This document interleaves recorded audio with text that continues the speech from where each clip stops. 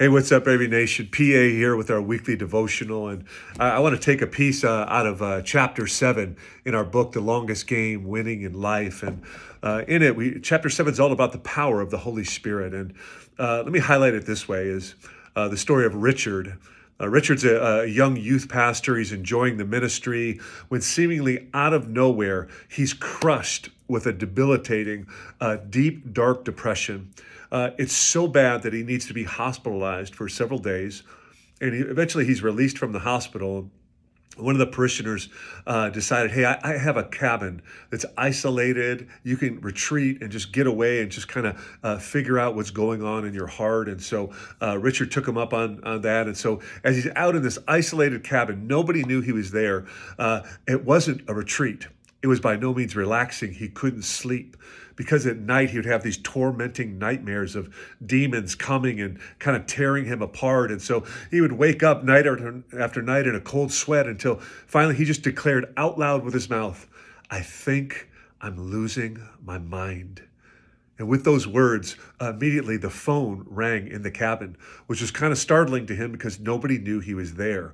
So he picked up the receiver very kind of cautiously. And on the other end, the person replied, "You don't know me? The Lord told me to call this number.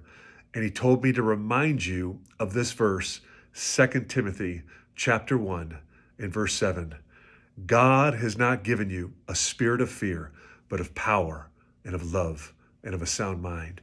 And with that, Richard hung up the phone and suddenly everything was right, that he had found his firm foundation, the fact that God had given him the Holy Spirit, the spirit of power and of love, and get this, a sound mind.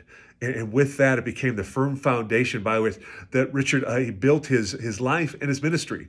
You might know him not as Richard, but you might know him as Rick, Pastor Rick Warren, the best-selling author of the Purpose-Driven Life.